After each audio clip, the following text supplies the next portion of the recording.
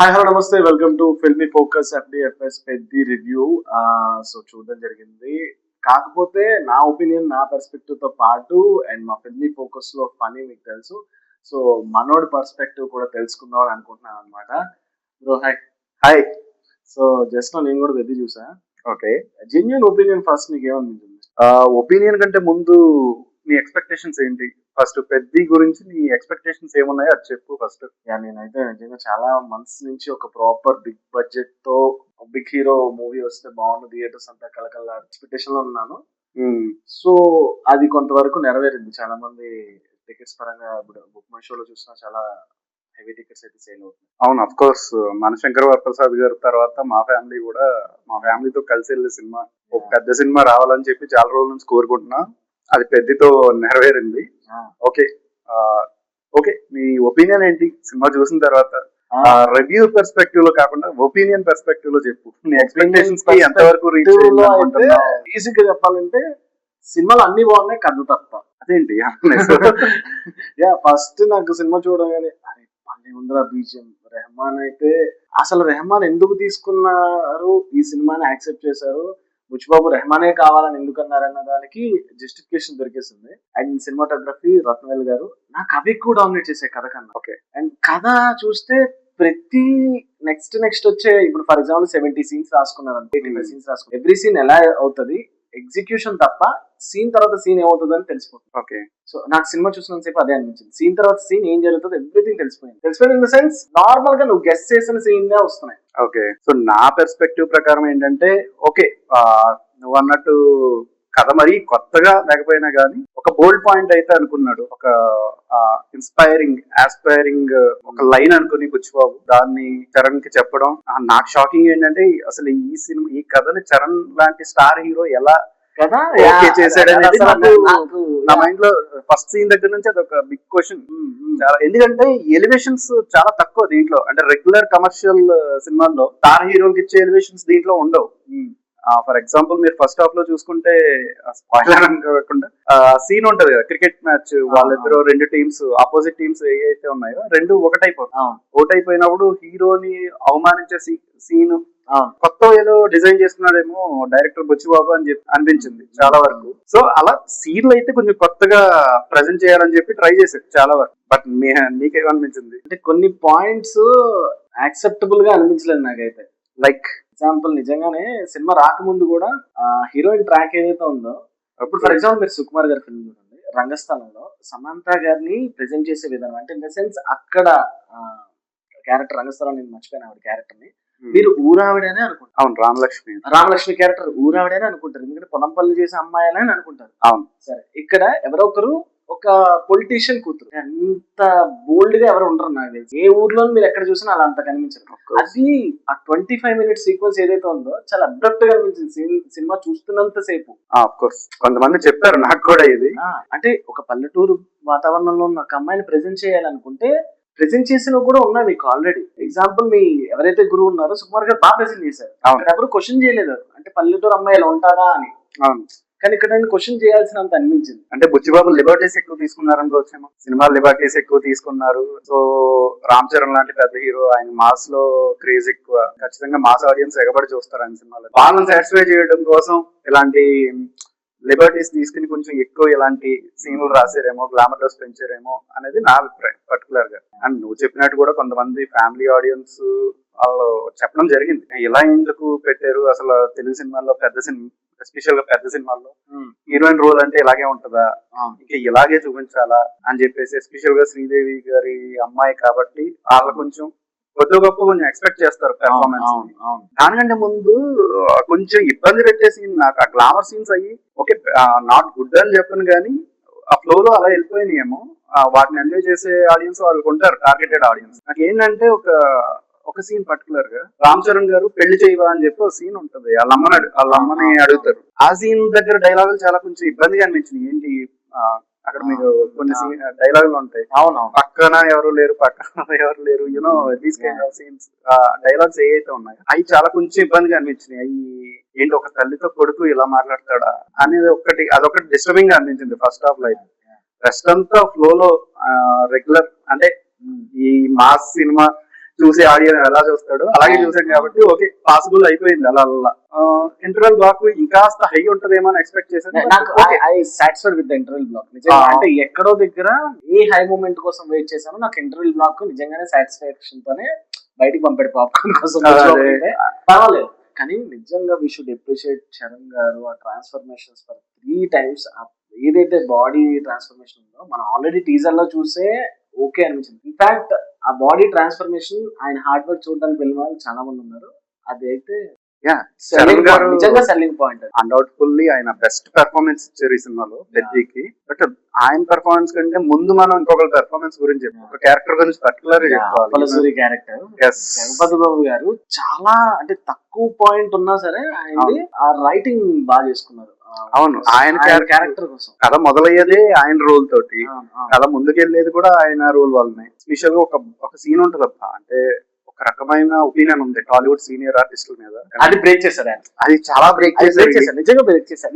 నేను అది చూస్తున్నంత సేపు ఆ సీన్ లో ఈయన ఎలా ఒప్పుకున్నారు నాకు ఒప్పించడానికి. బుచ్చిబాబు ఏం చెప్పంటాడు వెళ్ళి, అంత పెద్ద యాక్టర్ అంత ఓపెన్ గా చేయడం, దట్ సీన్ మాత్రం నిజంగా. చరణ్ క్యారెక్టర్ తర్వాత కాదు ముందు నుంచి ఎక్కువ క్యారెక్టర్ ఆర్క్స్ అనేది పర్ఫెక్ట్ గా సెట్ అయిన క్యారెక్టర్ అదేనేమో అనేది నా ఫీలింగ్. ఆయన క్యారెక్టర్ వల్లనే వెళ్ళింది. దెన్ చరణ్ ఓకే, తర్వాత శివరాజ్ కుమార్ గారి రోల్ వలన ఇంకాస్త కథ ముందుకు వెళ్ళింది. ఇప్పుడు నాకు బుచ్చిబాబు గారి కాల్ ఎందుకు తీసుకున్నారు అర్థం కాదు. ఇప్పుడు ఫర్ ఎగ్జాంపుల్ సినిమా అంతా నడుస్తుంది, సెకండ్ హాఫ్ లో ఏదైతే ఢిల్లీ వెళ్ళే సీన్స్ అన్ని ఉన్నాయో ఆ సీన్ అంతా స్కోప్ లో చూపించారు. అంటే వాట్ ఈస్ ద రీజన్? అది పాస్ట్ లైఫ్ కాదు కదా, అది నెక్స్ట్ జన్ అంటే ఫ్యూచర్ జరుగుతున్న ఫ్యూచర్ చూపించేది ప్రెసెంట్ ని చూపించినప్పుడు అది వాడాల్సిన రీజన్ ఏంటో నాకు అర్థం కాలేదు. మళ్ళీ అక్కడికి వచ్చింది ఆ డౌట్ నాకు అనిపించింది. అయితే రత్నవేల్ గారు పర్టికులర్ గా ఇంటర్వ్యూలో చెప్పారు దీనికి ఫిల్మ్ నేటివ్ వాడానని చెప్పేసి. దాని ఇంపాక్ట్ ఏమన్నా ఉంటుందంట మేబీ కొన్ని షార్ట్స్ కోసం, కొంత పోర్షన్ కోసం నేను అప్పటి ఓల్డ్ టెక్నాలజీ అయిన ఫిల్మ్ నెగిటివ్ దాన్ని తెప్పించి మళ్ళీ చరణ్ కి బుచ్చిబాబుకి పర్టికులర్ గా చెప్పి వాడాను అని చెప్పి అన్నారు ఆయన. మేబీ ఆ కాల్ ఏంటంటే నిజంగానే కొత్తగానే, అంటే నేను బాగాలేదు అనట్లేదు, అసలు సినిమా అంతా ఒక పేస్ లో వెళ్తుంటే అది ఒక్కటి ఎందుకు అంటే ఒక 10-15 minutes సీక్వెన్స్ మొత్తం ఆ బ్యాక్ డ్రాప్ లో నడుస్తుంది. అవును, ఆ కాల్ ఏంటో అర్థం కాదు. అదే మైట్ బి వాళ్ళు కొంచెం డిఫరెంట్ గా ఉండాలనే ఉద్దేశం, లేకపోతే రత్నవేల్ గారు కావాలనుకుంటున్నాను నేను పర్టికులర్. ఆయన చెప్పడం జరిగింది ఫిల్మ్ నెగిటివ్ అనేది ఏదైతే ఉందో కొంచెం ఓల్డ్ టెక్నాలజీ అప్పట్లో యూజ్ చేసేవారు కదా, దాన్ని పర్టికులర్ గా చాలా ఈ మధ్య కాలంలో యూజ్ చేసింది పెద్ద సినిమాకేనండి. మైట్ బి దాని ఇంపాక్ట్ అయి ఉండొచ్చు అనేది నా అభిప్రాయం. అండ్ నెక్స్ట్ వచ్చేసి మీ కొంచెం చూసుకుంటే టెక్నికల్ గా సాంగ్ మ్యూజిక్ అసలు మామూలుగా లేదు. రెహమాన్ గారు ఈ మధ్య కాలంలో ఇలాంటి అవుట్పుట్ ఆయన నుంచి వచ్చిందంటే కొంచెం అంటే ఈ జనరేషన్ ఎవరైతే మనం ఇప్పటిదాకా అనుకున్నాం అనిరుద్ధ్, తమన్నా వీళ్ళందరూ బాగా ఇస్తున్నారు హీరోస్ కి. రెహమాన్ గారు మ్యూజిక్ చేస్తారు కానీ బీజిఎంస్ లౌడ్ మ్యూజిక్ మనకు అలవాటు చేస్తారు బాగా. అనిరుద్ధ్, తమన్నా వీళ్ళు ఏంటంటే లౌడ్ మ్యూజిక్ అలవాటు చేస్తారు. ఈయన ఏంటంటే కరెక్ట్ గా సీన్ మూడ్ కు తగ్గట్టు కొంచెం అవసరమైతే కొన్ని చోట్ల మ్యూజిక్ కూడా కొట్టరు. ఒక ఇంటర్వ్యూలో దేవిశ్రీ ప్రసాద్ గారు చెప్తారు పర్టికులర్ సీన్ లో మ్యూజిక్ వదిలేసినప్పుడు ఆయన ప్రాపర్ మ్యూజిక్ డైరెక్టర్, ఆయన సీన్ మూడ్ ని అర్థం చేసుకుంటున్న మ్యూజిక్ డైరెక్టర్ అని చెప్పి అంటారు. సో నాకు పర్టికులర్ కొన్ని సీన్స్ మన అందరూ అనుకున్నట్టే అలాగే అనిపించింది. కొన్ని సీన్స్ లో ఆర్ఆర్ కూడా ఉండదు గమనిస్తే. మైట్ బి రెహమాన్ గారు ఆ ప్రిన్సిపల్ ఫాలో అవుతారేమో అనిపించింది. సాంగ్స్ మాత్రం భలే విజువల్ కూడా చాలా బాగున్నాయి అనిపించింది, బాగా తీసారు. అదే అంటున్నా, కాకపోతే నేను ఫస్ట్ అందుకే చెప్పాను టెక్నికల్ గా అన్ని బాగుంది, కథ మాత్రమే కొంచెం అది ఏమన్నా లిబర్టీస్ తీసుకున్నారా లేకపోతే హీరో ఇమేజ్ ని బట్టి కొన్ని ఎలిమెంట్స్ ఏమన్నా ఎక్స్ట్రాగా ఇప్పుడు అంబియన్స్ ఫర్ ఎగ్జాంపుల్ ఇక్కడ ఎక్కడ ప్రాబ్లం, నేను ఏ మూవీని ఇంకో మూవీతో జడ్జ్ చేయను. For example if you take Jessie, మీరు కథ స్టార్ట్ అయిన దగ్గర నుంచి ఎండ్ వరకు నువ్వు పక్క నుండి ఆ క్యారెక్టర్ తో నడుస్తూనే ఉంటావు, ఎక్కడ ఆఫ్ బీట్ బయటకు వెళ్ళావు. చూస్తే వాడు ఏడిస్తే ఏడుస్తావు, నవ్వితే నవ్వుతాం, మనం కూడా 6 కొడితే మనం కొట్టిన ఫీలింగ్ వస్తుంది. అంటే మేబీ ఇట్స్ ఆ వరల్డ్ లోకి తీసుకెళ్ళింది బాగుంటుంది. ఇక్కడ రామ్ చరణ్ గారు అనే పాయింట్ తప్ప నన్ను ప్రతి పాయింట్ లోనే నాకు అది బయటికి రావడానికి స్కోప్ ఎక్కువ దొరికింది కథలో నుంచి. నేను కౌంటర్ వేసుకుంటున్నాను ఎందుకు ఇట్లా చేస్తున్నారు. బట్ నువ్వు అన్నది దాంట్లో కొంచెం కాంట్రడిక్షన్ కూడా ఉంది. ఏంటంటే నాని గారి సినిమా అది, రామ్ చరణ్ స్టార్స్ బట్టి ఏమన్నా కొంచెం డైరెక్టర్ కి కొన్ని ఏమన్నా ఈక్వేషన్స్ కానీ కొన్ని ఎక్స్ట్రా క్యాల్కులేషన్స్ కానీ ఉండొచ్చు, కొన్ని మాస్ ఎలిమెంట్స్ ఉండాలి. ఈ అన్నిటి వలన కొంచెం ఎక్కడైనా డివియేట్ అయ్యి ఉండొచ్చు. కానీ ఆడియన్స్ పర్టికులర్ నాకు అనిపించేది అది స్టార్ ఇమేజ్ ఏమన్నా అడ్డొచ్చిందేమో ఆయనకి. రామ్ చరణ్ గారు స్టార్ ఇమేజ్ ని మేనేజ్ చేస్తారు అంటే, ఎందుకంటే రామ్ చరణ్ గారు ఈ సినిమాని ఓకే చేయడమే చాలా గ్రేట్ కదా అవును. చెప్పాలంటే. అది సెకండ్ హాఫ్ చూసిన వాళ్ళకి మనం స్పాయిలర్ చేయకూడదు నేను కాబట్టి మార్నింగ్ నుంచి ట్విట్టర్ లో, ఇన్స్టాగ్రామ్ లో, సోషల్ మీడియాలో పెట్టేస్తున్నారు. బట్ అయినప్పటికీ కూడా మనం అంటే నీ ఒపీనియన్ ఏమనిపించింది? ఎందుకు ఇది అంటే ఆ సెంటిమెంట్ నేను ఇంకొకటి కూడా ఫీల్ అయ్యాను. ఓకే తీసుకున్నారు, ఆ ఒక్క పాయింట్ కూడా లేకపోతే నేను నిజంగానే ఇంకా అసలు డిస్కనెక్ట్ అవుతుందేమో ఫిల్మ్ కి. ఒక పాయింట్ అట్లీస్ట్ నాకు సెంటిమెంట్ గా ఎక్కువగా కనెక్ట్ అయింది. అండ్ ఇంటర్వ్యూస్ లో కూడా లాస్ట్ 30-40 మినిట్స్ మీరు చాలా ఎక్కువ కనెక్ట్ అవుతారన్నారు కదా. 30-40 మినిట్స్ అని నాకు ఎస్పెషల్ గా హాస్పిటల్ సీన్ దగ్గర నుంచి కూడా యా థియేటర్ లో చాలా మంది సైలెంట్ గా చూసారు ఫస్ట్ టైం. అంటే స్టార్ హీరో సినిమా విజిల్స్ వేస్తా, చప్పట్లు కొడతా, కేకలేస్తూ ఇలా చూస్తారు. ఫస్ట్ టైం చాలా సైలెంట్ గా చూసారు హాస్పిటల్ సీన్ దగ్గర నుంచి. నాకు ఆ హాస్పిటల్ సీన్ లో నిజంగా ఏడుపు వచ్చేసింది. కొన్ని షేడ్స్ లో చిరంజీవి గారు కనిపించారు ఆ హాస్పిటల్. అంటే ఆయన నాకు అఫ్ కోర్స్ ఆపద్ బాంధవుడు చిరంజీవి గారు కనిపించారు. పర్టికులర్ గా చిరంజీవి గారిని మించే చరణ్ పెర్ఫార్మ్ చేశారేమో ఆ సీన్ దగ్గర అనిపించింది. నాకు కళ్ళల్లో నీళ్ళు తిరిగింది. మా ఫ్యామిలీ కూడా చూస్తున్నారు, వాళ్ళు కూడా చాలా సైలెంట్ గా చూస్తున్నారు, ఇంక్లూడింగ్ మా అబ్బాయి కూడా. ఆ సీన్ మాత్రం ఖచ్చితంగా అవార్డు వచ్చేస్తదేమో అని నా ఫీలింగ్. నేషనల్ అవార్డు ఖచ్చితంగా ఆ సీన్ చూసి అయినా ఇచ్చేస్తారేమో. ఎక్కడో చిన్న ఇది ఉంది. బట్ ఓకే, పాజిటివ్స్ నెగిటివ్స్ అన్ని బ్యాలెన్స్ చేస్తానే వెళ్ళేది చివరి వరకు. కానీ ఎక్కడైనా నువ్వు అన్నట్టు కూడా అంత అవసరమా అనే థాట్ ఉంది. బట్ బేసిక్ గా సోలే అదేమో, ఆయన అనుకున్న పాయింట్ అదేమో. అంటే ఒక పాయింట్ అనుకుని దాని చుట్టూ కథ అల్లుకుంటారు. దీన్నే కమర్షియల్ యాంగిల్ లో కూడా చెప్పేయచ్చు. మన స్పాయిలర్ అంటే ఒక కథ ఏంటి, ఆ ఊరికి ఒక ఐడెంటిటీ తేవాలి, వాళ్ళకి ఐడెంటిటీ క్రైసిస్ ఉంది. నువ్వు కరెక్ట్గా గమనిస్తే కొంచెం రామ్ గారి సినిమా కూడా ఒకటి వచ్చింది మన ఆంధ్ర కింగ్ తాలూకా అని. ఆంధ్ర కింగ్ తాలూకా, ఎస్. అందులో కూడా ఆల్మోస్ట్ సోల్ ఇదే, ఆ ఊరికి ఒక ఐడెంటిటీ తీసుకురావాలి. ఇక్కడ ఏమో సినిమా జోనర్ పెట్టుకున్నారు, ఇక్కడ స్పోర్ట్స్ జోనర్ పెట్టుకున్నారు. అక్కడ ఉపేంద్ర గారు ఉన్నారు, కన్నడ స్టార్ శివరాజ్ కుమార్ గారు. రెండు అది మైత్రి వాళ్ళు ప్రొడ్యూస్ చేశారు, ఇది మైత్రి వాళ్ళు కో ప్రొడక్షన్. కథ అనిపించింది నాకేమనిపించింది తెలుసు, వీళ్ళు ఎక్కడో పవన్ కళ్యాణ్ గారు అరకులో రోడ్స్ వేసిన తర్వాత ఈ కథ అనుకున్నారా అనిపించింది. అరకులో రోడ్స్ గానీ ఆ ట్రైబల్స్ ని గుర్తించిన తర్వాత ఏదైనా కథ అనుకున్నారా? End of the day sole point అదే కదా. ఒక విలేజ్ కి, ఒక క్రైసిస్ లో ఉన్న వాళ్ళకి, ఐడెంటిటీ లేని వాళ్ళకి ట్రాన్స్పోర్ట్, పబ్లిక్ ఇవన్నీ అవేర్నెస్ అంటే తెప్పిస్తే వాళ్ళకి బెటర్ భవిష్యత్తులు ఉంటాయి. అవును, బుచ్చిబాబు గారు పవన్ కళ్యాణ్ ఫ్యాన్ కదా, మైట్ బి ఆ రిఫరెన్స్ థింగ్ ఏంటంటే నేను యాజ్ ఏ విజయనగరం ఉన్న అక్కడి నుంచి వచ్చాను. నాకు తెలిసి నేను 90s లో అలాంటి పదాలు వినలేదు అయ్యా. నాకు చాలా మటుకు కొన్ని పదాలు అర్థం కాలేదు ఫస్ట్. కొన్ని పదాలు కానీ మేబీ డబ్బింగ్ ప్రాబ్లమ్, వాళ్ళ కాల్ అలా ఉంది. 90s కొన్ని చోట్ల లిప్సింగ్ కూడా తేడా కొట్టి, ఎస్పెషల్ గా యానిమల్ లో ఉంటారు ఆయన ఆర్టిస్ట్, ఎవరు ఆయన పేరు మర్చిపోయాను. ఆర్టిస్ట్. అవును, ఆయనది లిప్సింగ్ ప్రాపర్ గా లేదు చాలా వరకు. ఆయనది ఎమోషనల్ రోలే చాలా వరకు, కానీ ఎక్కడో లిప్సింగ్ తేడా కొట్టేసిన ఫీలింగ్ వచ్చింది. అలాగే మనం పర్టికులర్ గా చెప్పుకోవాలి అబ్బాయి క్యారెక్టర్ గురించి. మున్నాభయ్య మర్చిపోయింది, మున్నాభయ్య.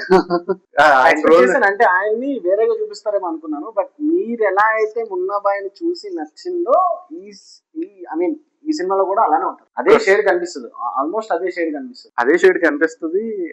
మిర్జాపూర్ లో డైలాగ్ ఒకటి ఫేమస్, బాగా వైరల్ అవుతుంది. చిన్న బూత్ కస్వర్డ్ గా ఉంటది అది. అది దీంట్లో వాడారు చూసావా? అది వచ్చినప్పుడు కూడా నాకు చాలా ఇబ్బందిగా అనిపించింది ఫ్యామిలీతో చూసి. వేరే ఇది కంప్లీట్ ఫ్యామిలీ మూవీనే, కొన్ని మాత్రం ఇబ్బంది పెట్టింది. అండ్ ఇంకోటి ఏంటంటే కొన్ని క్యారెక్టర్ కి సరైన ఆర్క్స్ డిజైన్ చేయలేదో, లేకపోతే ప్రాపర్ కంక్లూజన్ ఇవ్వలేదో ఏంటో నాకు అర్థం కాదు. ఫర్ ఎగ్జాంపుల్ చూస్తే దివ్యేందు శర్మ గారి రోల్ కి ఆయన ఎందుకు మారాడు జస్టిఫికేషన్ లేదు. The same time Shivaraj Kumar గారి రోల్ సెకండ్ హాఫ్ అంతా చాలా వరకు శివరాజ్ కుమార్ అంటే నాకు ఏమనిపించిందంటే పెద్ద అనే క్యారెక్టర్ తో అంతవరకు ట్రావెల్ చేసిన ఆయన లెఫ్ట్ పోయిన తర్వాత సడన్ గా లెఫ్ట్ అవ్వడం అనేది అసలు లేదు అక్కడ. అది మళ్ళీ లాస్ట్ లో టీవీ ముందు కూర్చోబెట్టారు తీసుకొచ్చి.